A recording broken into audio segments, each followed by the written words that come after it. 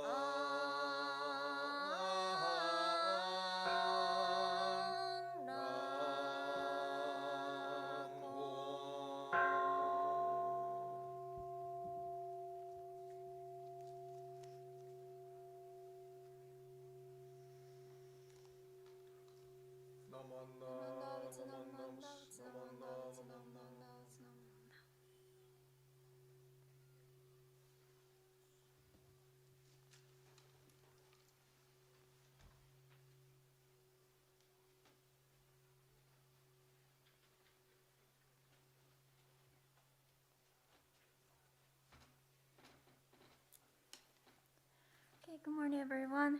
Okay, let us read the golden chain together. So would you please join me in Kansho? I am a link in Amida's golden chain of love that stretches around the world. I will keep my link bright and strong. I'll be kind and gentle to every living thing and protect all who are weaker than myself. I will think pure and beautiful thoughts, say pure and beautiful words, and do pure and beautiful deeds.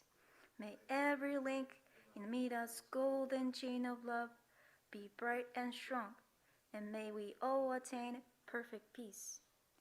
Namo Amida Butsu. Namo Amida Butsu.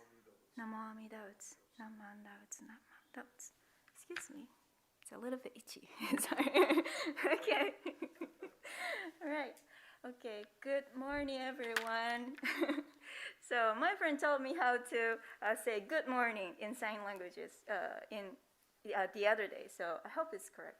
Good morning. Okay. Today is one of the most important services in Buddhist event. It is Nehan-E, or Nirvana service, Nirvana Day, which is a day for remembering the death of Shakyamuni Buddha. Nirvana is the ultimate goal in Buddhism, and compared with the state of the candles of our worldly desires are blown out. It means the extinguishing of the activities of our worldly mind and its related suffering. Venerable Buddhist master Thich Nhat Hanh, who passed away last month, showed us the metaphor of the candle in his book. When we burn a candle, we think that the candle's life is gone when the wax is gone and flame has been extinguished. But Thich Nhat Hanh points out something else by saying, but wait a minute, as the candle is burning, it gives out light and warmth. Even when the wax is gone, the flame is extinguished, the light and warmth that the candle has been emitting continues to extend out into the world. When we lose a loved one, we deeply miss their physical presence. We think that they are gone, just like the life of candle when the flame is gone. But Thich Nhat Hanh directs us to see the light and the warmth that the candle has been extending out into the world.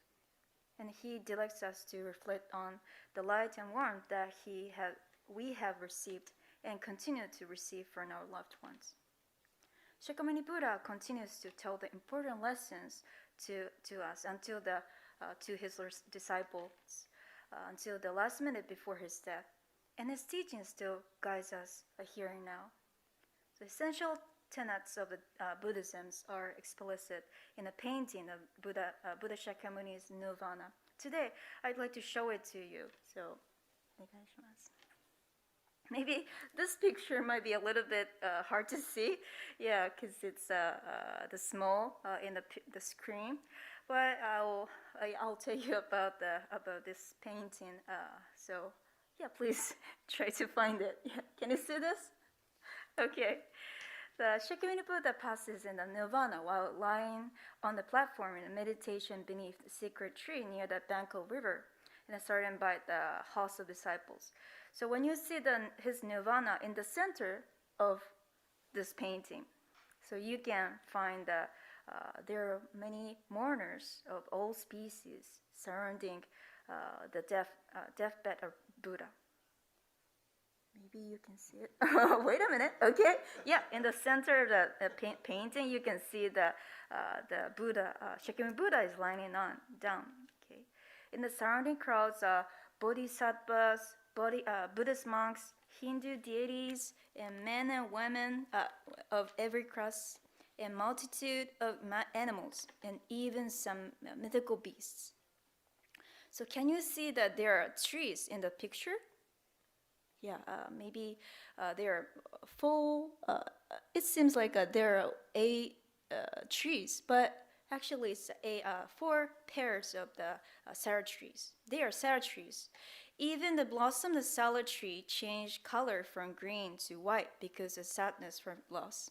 So normally the tree is green, right? But it's the tree change color from green to white. And when you see above the mourners, you can find the people who are on the crowds. It's coming down from the sky on the upper right side of the picture. Can you see that? Maybe near the moon, white moon. So this is his mother, Maya, who passed away soon after giving birth to Shakyamuni Buddha, and coming from heaven, dropping a bag of magical medicine, which catches on the limb of the tree, unable to reach him in time. Maybe you can see the red bag of medicine is hanging between one of the trees. Can you see that? Okay. So other than the people and the bodhisattvas, there are hawks and tiger and elephant, mythical lions, and many more. Well, maybe I'll tell you: cow, snail, horse, monkey, crane, rooster, pheasant, turtle, rabbit, egret, mandarin duck, mole, centipede, snake, peacock, lynx, deer, and boar, and worm. Yeah, there are many different kinds of animals.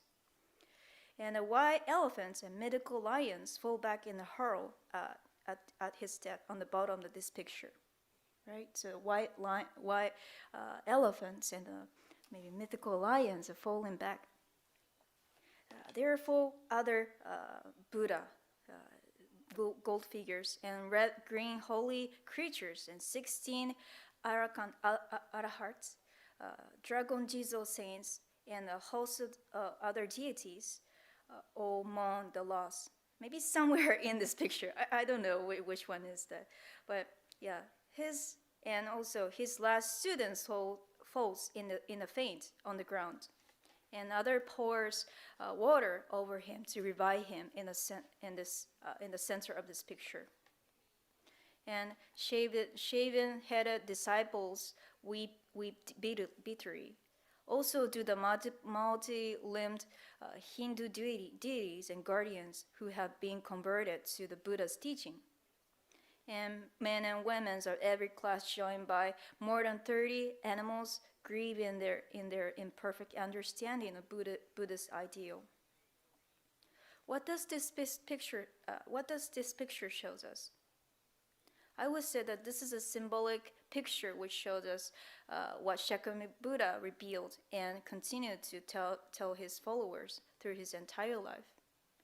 Shakyamuni Buddha continued to tell us about the truth of life, which every living thing in this world has equally. Not only human beings, but any life has to face its difficulties while it's living in this world. And every living thing in this world lives its limited life.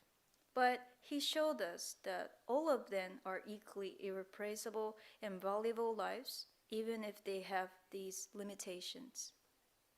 Although we understand it in our minds, we cannot always behave equally to everyone like Shakyamuni Buddha, because life is distinguished in our living world. In this world, we unconsciously separate the lives that are convenient for us and the lives that are inconvenient, eliminating those that are inconvenient as much as possible. But Shakyamuni Buddha, I would say Shakyamuni Buddha didn't do that. I've heard that Shakyamuni Buddha always valued conversation with people and many animals and other creatures. Maybe, and when he shared the Dharma talk, Dharma, like this painting showed us. I would say that he was, of course, a great speaker, but first and foremost, a great listener. Attention should be paid to the fact that Shakyamuni Buddha preached his teachings, considering the listener's patience, and he always tried to convey the best suitable expression of the teaching for the target audience, and take suitable action according to the circumstances. He preached not necessarily in sequence because he didn't have any intent or desire to control them as he had wished at all. What he always did was to accept them, their feelings, even their sufferings and their situation as they are. So as you can see from this painting, during his life, Shakyamuni Buddha must have equally listened to and talked to many different living things which have lives and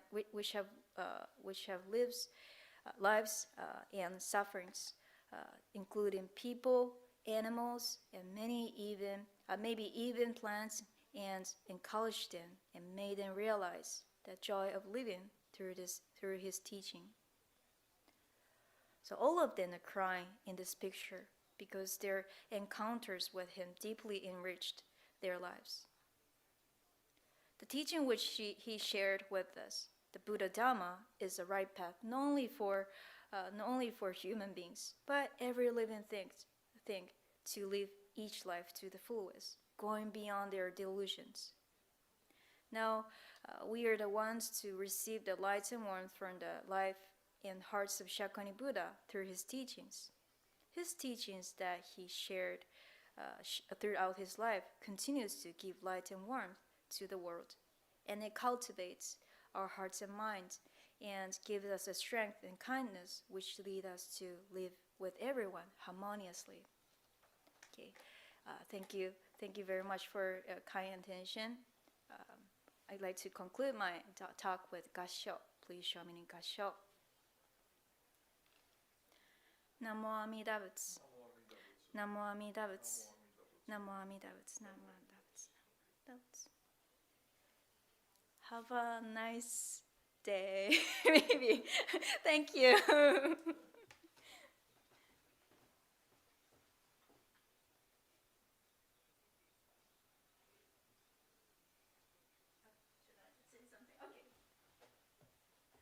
Okay, sorry, I'm gonna conclude the service.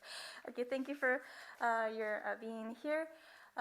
This concludes this Dharma talk, Dharma school's Sunday morning service. So please have a great weekend, and please stay safe and take care of yourself and each other. Thank you. So again, Gassho, please. Namo Amida Butsu. Namo Amida Butsu. Namo Amida Butsu. Namo Amida Butsu. Namo Amida Butsu. Namo Amida Butsu. Bye.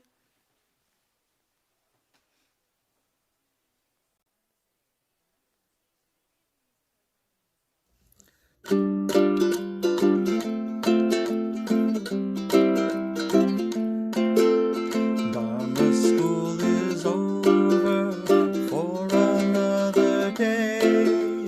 Let us gather round the shrine, bow our heads and say, thank you, teacher.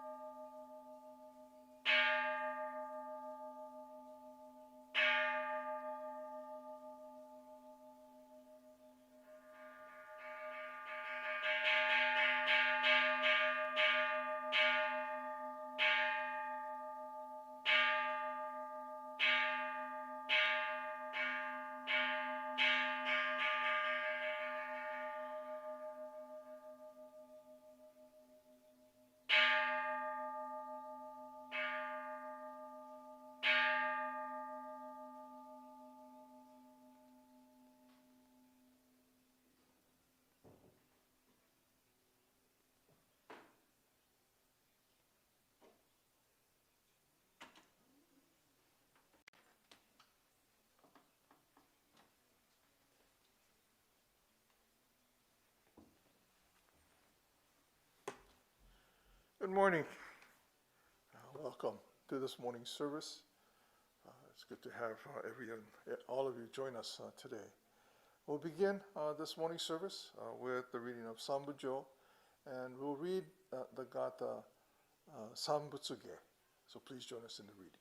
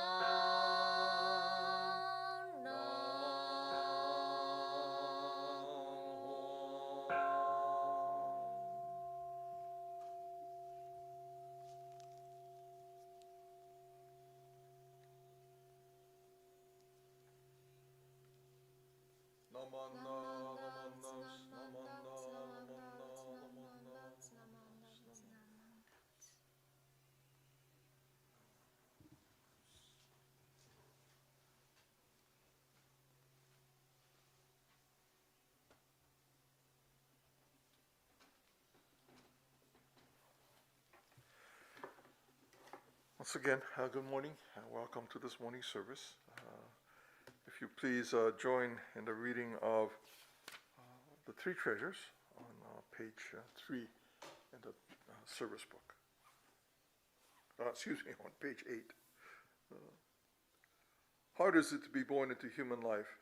Now we are living it. Difficult is it to hear the teachings of the Blessed One. Now we hear it. If we do not realize the truth in this life, when will it be realized? Let us reverently take refuge in the three treasures of the truth. I take refuge in the Buddha. May we absorb ourselves in the principle of the way to enlightenment and awaken in ourselves the supreme will. I take refuge in the Dharma. May we be submerged in the depths of the doctrine and gain wisdom as deep as the ocean. I take refuge in the Sangha. May we live in harmony in the great assembly as disciples of Buddha and be freed from all hindrances, becoming units of true accord in the life of harmony, in a spirit of universal oneness, freed from the bondage of selfishness. Even through ages of myriads of kalpas, hard is it to hear such an excellent, profound, and wonderful doctrine. Now we are able to hear and receive it. Let us thoroughly understand the true meaning of Tathagata's teaching. Namo Amida Butsu. Namo Amida Butsu.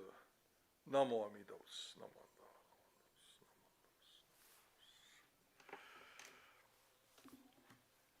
Today is a special service. It is our Nirvana Day service. It is a service where we remember the life and the death of Shakyamuni Buddha.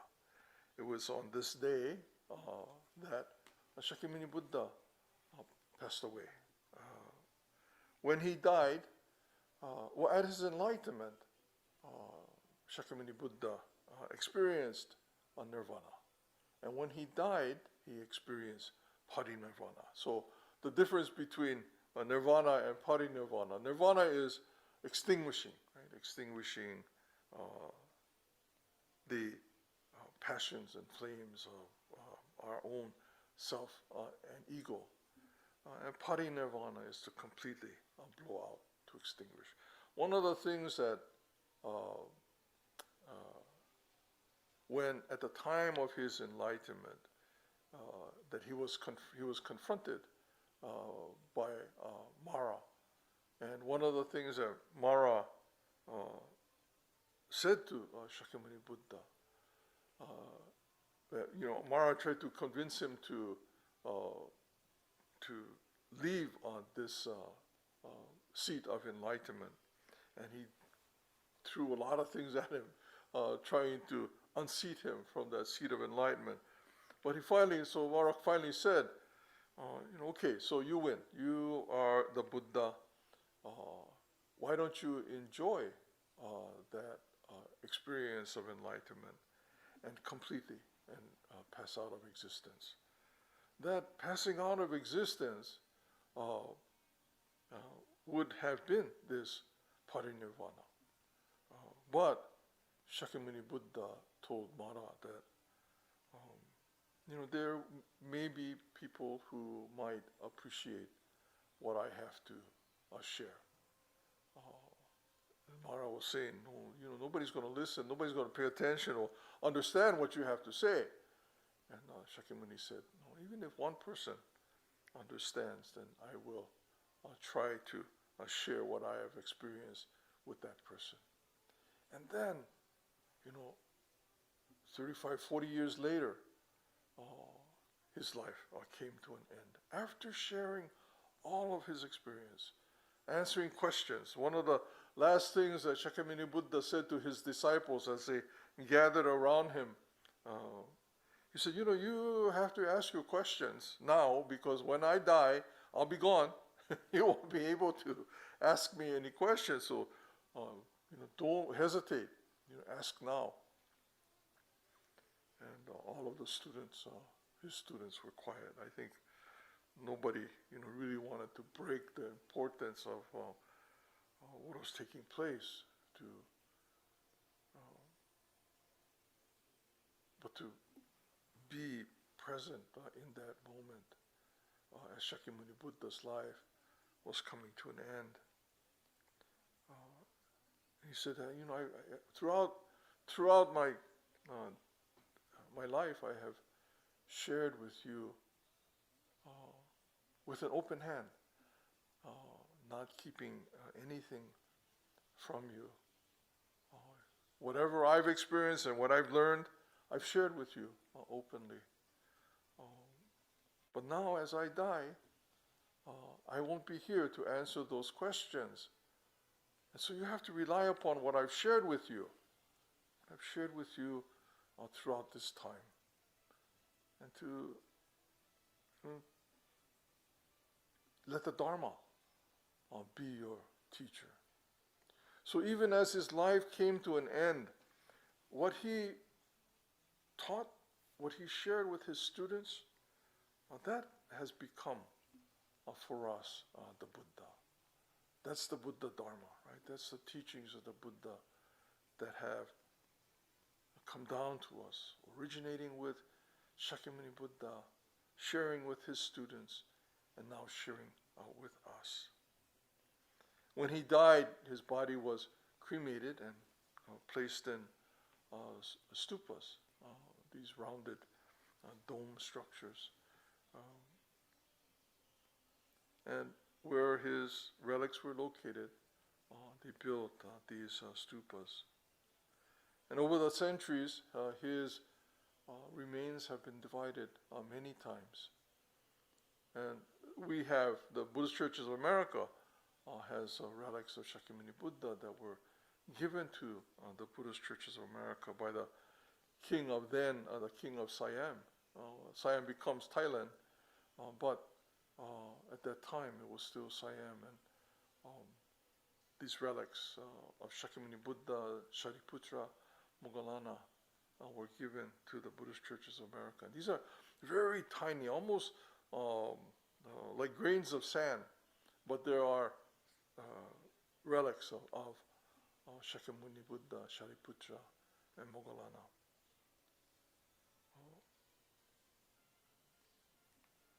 In these stupas, not all stupas were contained the relics of Shakyamuni Buddha. These were so important. It was divided many times, so that now here we have just these tiny fragments of Shakyamuni Buddha, Shariputra and Moggallana. But what these relics represent are the teachings of the Buddha, right? And so in those pagodas that we're kind of familiar with, those storied pagodas, they too contain, are like stupas. But what they contain are the sutras. And so the sutras represent the teachings of the Buddha. Well, they are the teachings of the Buddha, but they represent Shakyamuni Buddha. Right? And it's the teachings that are what Shakyamuni Buddha passed on to us, that we were able to learn from, that we were able to, like him, experience enlightenment. When he was about to die, right, he held nothing back. He said, all throughout my life, I've shared openly what I learned and what I've experienced. And that you too are able to do, so that you too will be able to experience that same enlightenment. That enlightenment we've talked about many times. Today we observe Nirvana Day, Nehan-E, remembering the life and the death of Shakyamuni Buddha, much like we observe memorial services for family members. But what Shakyamuni Buddha taught at the core of his teachings was this very basic idea of the Four Noble Truths, right? How do we resolve these difficulties which we cause and experience? And that question and that resolution of those difficulties are just as relevant as they were in his time. Shakyamuni Buddha was addressing our human condition, how we might, as human beings, better understand and resolve the difficulties that we cause and experience. It was not something metaphysical or something outside of our experience as human beings that Shakyamuni Buddha was some conduit to, but rather he was describing for us, this is what we need to do. As human beings, this is how we can respond to these difficulties. And it's every person, every human being, every generation needs to look at this question and how, whether or not what Shakyamuni Buddha described continues to have any relevance. We can see, this month, this week, this month is Black History Month. This week is the 80th anniversary of the issuance of Executive Order 9066. Both of these events, as are many of these kinds of human injustices that we put upon each other, are the result of what Shakyamuni Buddha described, that our inability to see things as they are, that we have a preference of what we want and what we don't like, what we want to hold close to us, what we want to push aside. And we can see that playing out every day. And it continues to cause us great difficulties. There are times when our society, our civilization seems to be moving toward a better time. But often that better time hides beneath it these discrepancies or these injustices, these inequalities. And often the quietness is built upon these ways of which we cause harm to one another. We either take land away or we enslave people. We push them away, push them aside so that we can take what they have. We're constantly involved, engaged in these kinds of activities. So when we remember Shakyamuni Buddha at this Memorial Day service, it's a Nirvana Day service. It is a Memorial Day service, right? It's remembering Shakyamuni Buddha. When we remember Shakyamuni Buddha, it's not just to hold him up, as this wonderful person who we should, kind of aspire to. But we have to bring what he taught into our everyday life. We have to be able to think about, reflect upon, and as best as we can, apply what Shakyamuni Buddha, the instructions of Shakyamuni Buddha. For us in Jodo Shinshu, sometimes we think, Jodo Shinshu, we don't have to think about those things. We don't have Four Noble Truths. We don't have Eightfold Path, and even like that, right? I say Four Noble Truths, Eightfold Path. Eightfold Path is a part of the Four Noble Truths. It is the last of the Four Noble Truths, the fourth of the Four Noble Truths. It describes how we might be able to cultivate the mind that's free from the prejudices that we place upon the world and upon the people of the world, that results in difficulties, profound difficulties for ourselves and for others. And we can see it as we sit and watch our television or news stream or our social media. when you see those things, think about what is it that Shakyamuni Buddha might say about this? Right? How might he be able to inform the way that we engage the world? And again, it's real simple. So we are experiencing these difficulties because I have a tendency, right? I have a tendency to apply my preferences to the world around me. In Jodo Shinshu, we acknowledge that. We recognize also how difficult it is to cultivate the mind that sees things as they are. But that doesn't mean that we're left out. We know that with all of our imperfections, our limitations and inconsistencies, that we are assured as we are of the resolution of difficulties. That the assurance that originates with Amida Buddha moves us toward a deepening appreciation of what we share with one another as human beings. In Jodo Shinshu, acknowledging my own imperfections is possible because I know of Amida Buddha. Amida Buddha affirms me as I am, knowing that I am not capable, that I am constantly involved or engaged in activities that result in difficulties for myself and for others. But that awareness, the result of the assurance of Amida Buddha, allows me to look at myself more openly, more carefully. And I can then begin, I am changed.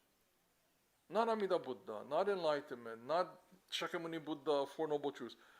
That does not change, but I am changed as I look more carefully at myself, my own imperfections. And sometimes it can be very embarrassing and frustrating to see that I engage in these kinds of things that cause harm to myself and to others.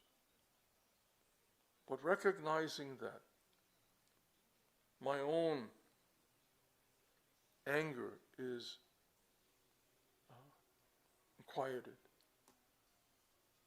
is settled, knowing that those imperfections do not hinder the work of Amida Buddha. Knowing that I can engage the world, not from some place that I think I should be, but from where I am, with my imperfections, with my limitations, my own foolishness, engaging the world. When we, in this time, think about how much there is, how much difficulties and how much frustration and how much uncertainty there is, what's going on in Ukraine or with Black Lives Matter or with the incarceration of Japanese Americans, so many things are going on that can result in us feeling uncomfortable, unsettled. It was not unlike the time of Shakyamuni, of Shinran, nor of Shakyamuni in his time as well. These are questions and instructions, not just to the period of time in which we find ourselves, but these are instructions of how to think of me, how I perceive the world, how I engage and interact with the world around me. The Four Noble Truths prescribes the Eightfold Path as a means to cultivate the mind that sees things as they are. Amida Buddha's assurance allows me to look at myself more openly, allows me to see my own imperfections, and not to hide or to dismiss or to feel guilty about these imperfections, but to acknowledge and to engage the world from that point of view.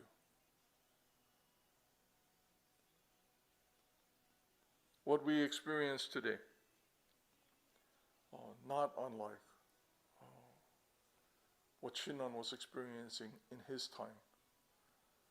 That period of time in Shinran's life, very chaotic in Japan. Genpei War was taking place. A famine was taking place that stopped the Genpei War. The transition from into the Kamakura period was taking place, where the government was moving from Heian, from Kyoto to Kamakura, and the 10th government of Kamakura that set the pattern of Japanese government for the next 100 years. Also very rich and time of thought and of change.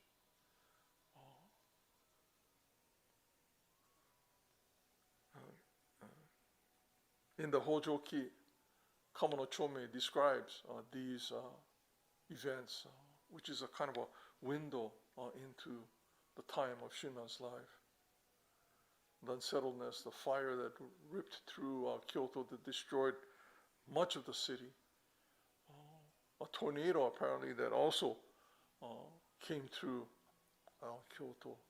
Not all in the same period of time, but generally in that time of Shinran, these things were taking place. Today, as we observe this Nehan-E service, this Nirvana Day service, we are mindful of Shakyamuni Buddha's instructions. Much like his disciples and his instruction, Shakyamuni Buddha's instructions to his students. When I die, I won't be around to answer your questions. And we're there now. He has died. We can't ask him questions. We rely upon the Dharma.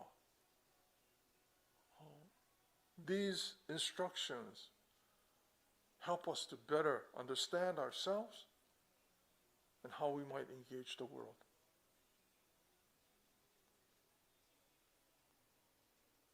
Shakyamuni Buddha's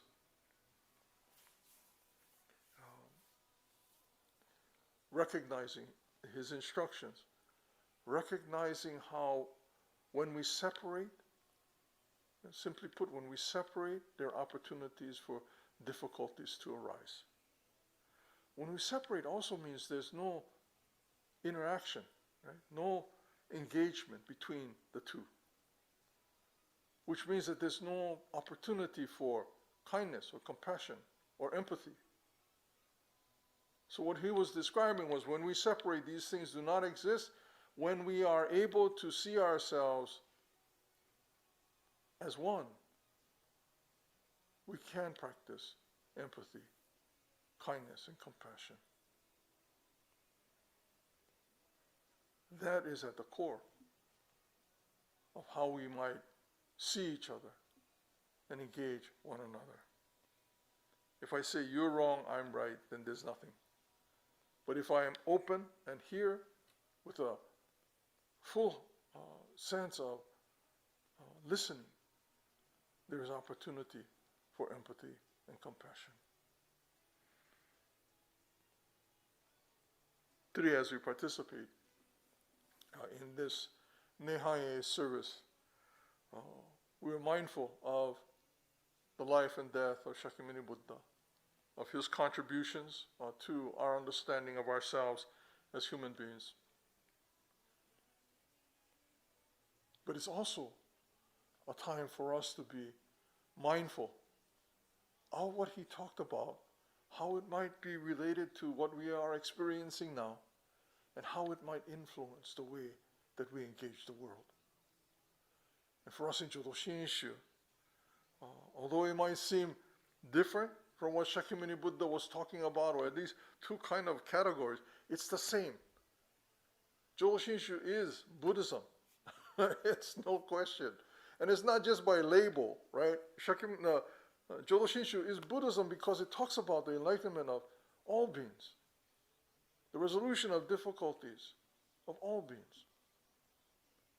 Our approach in Jodo Shinshu is this growing awareness through the assurance of Amida Buddha of our eventual enlightenment that allows me to look more carefully at myself and how I see and engage the world. The pebbles and broken tile transformed into gold. I'm changed. I am allowed to see and engage the world in a way that is affirming, that can be empathetic and compassionate. Today, as we participate in this Nehan-E service, again, it's not just to be mindful of somebody who died 2,500 years ago to have a memorial service for him.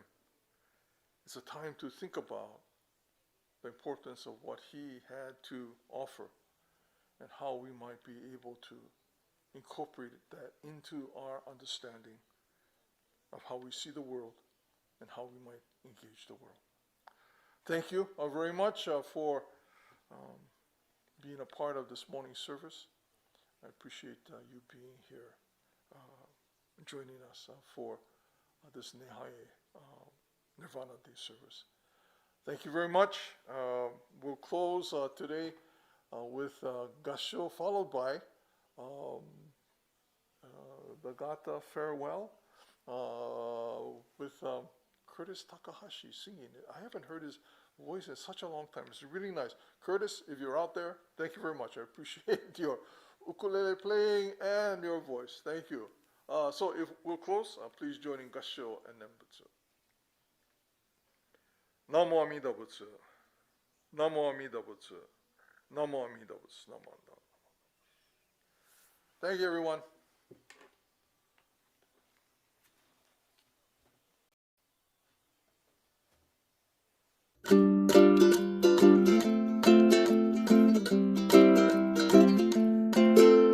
Dharma school is over for another day. Let us gather round the shrine, bow our heads and say, thank you, teacher, for your help. Thank you, everyone.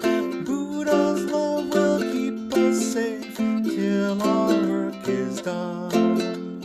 So we'll meet again next week. Won't you take good care? Let us try to do what's right, always kind and fair.